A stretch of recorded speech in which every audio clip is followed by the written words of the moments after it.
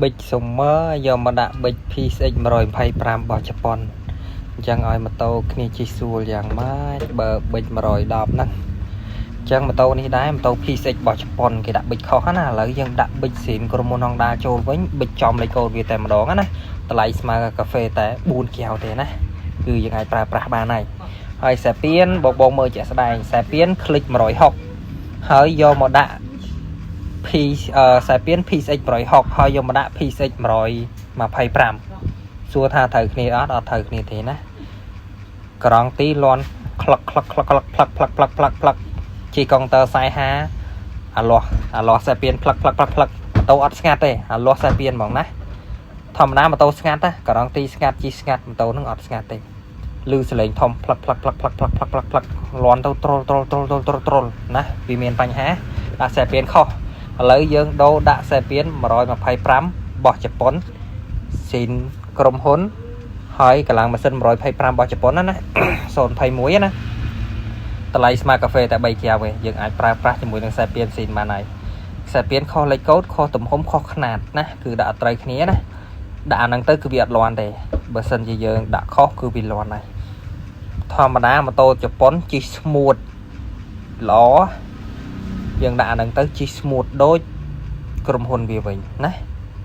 ហើយនេះជាម៉ូតូ PSX របស់ជប៉ុនណាបងតែដាក់ខុសគឺម៉ូតូពេលអត់ទាន់ធ្វើអត់សូវប្លែកសលេងទេម៉ូតូហ្នឹងហាពេលធ្វើហើយប្លែកសលេងយកតែម្ដងហើយខ្សែពៀនទំដោបានប្រហែលថ្ងៃណាជាអត់ទាន់ដល់មួយអាទិត្យទេណាឥឡូវយកមកដូរទៀតហើយដូរដាក់សេនចំហើយបដាងស្បែកពវលកង់ទៅលន់ឆក្រាប់ឆហ្នឹងគឺបែកបដាងស្បែកហ៎ចឹងយើងធ្វើការផ្លាស់ប្ដូរបដាងស្បែកដាក់សេនក្រុមហ៊ុន Honda តម្លៃស្មើកាហ្វេតែ3កែវទេតម្លៃ promotion ដូចគ្នាដែរណា free ខ្លាញ់គោឲ្យមកស្អាតធានា3ខែ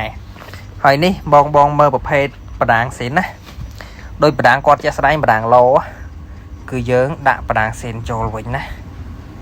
តម្លៃធូរថ្លៃទេមានការធានា3ខែប្រើបដាងសេនទៅដើម្បីឲ្យគុណភាពស្ងាត់ល្អប្រើបានយូរណាកុំជិះតែចូលទឹកតែមួយយ៉ាងទៅបានហើយបើចូលទឹកភ្លាមដោះលាងភ្លាមទៅអីទេដាក់ខ្លាញ់កោដៃទៅគឺប្រើប្រាស់បានយូរណាហើយក្របជ័រគ្នាបអាឡុងក៏យើងធ្វើការផ្លាស់ប្ដូរចោលដែរជាមួយនឹងជ័រគ្នាបផ្សេងណាអញ្ចឹងយើងប្រើគ្រឿងផ្សេងទាំងអស់ហើយคลีសឹកណាคลีសឹកក្រីកអស់ហើយយើងធ្វើការដូរដាក់បោះស៊ីនក្រុមហ៊ុនវិញណាតម្លៃស្មើកាហ្វេតែ2កែវទេគឺ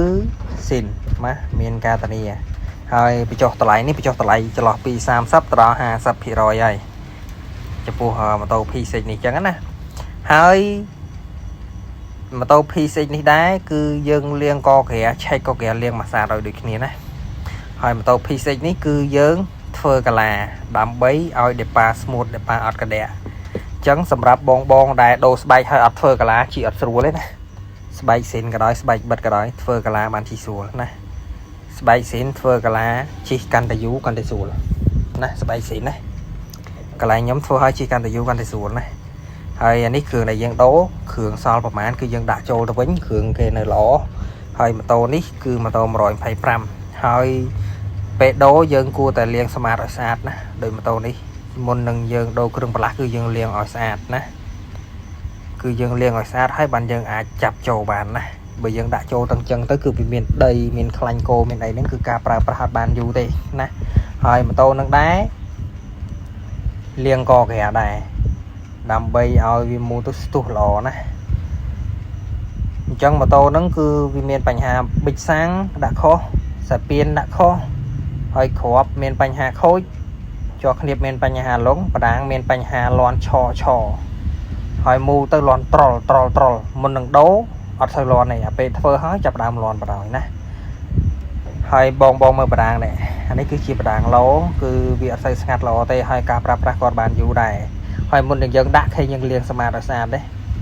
ដើម្បីឲ្យការប្រើប្រាស់យើងបានយូរយើងលាងឲ្យស្អាតចឹងមកគឺធានាដឹងដាក់ទៅដឹងតែមួយអែមតែម្ដងណាហើយកក្រាគឺយើងឆែកឃើញទេលាងឲ្យភ្លឺឲ្យភ្លឹងចឹងវាអត់ចេះមានបញ្ហាទេសំខាន់គឺដាក់ឲ្យត្រូវស្តង់ដារវាវិញផង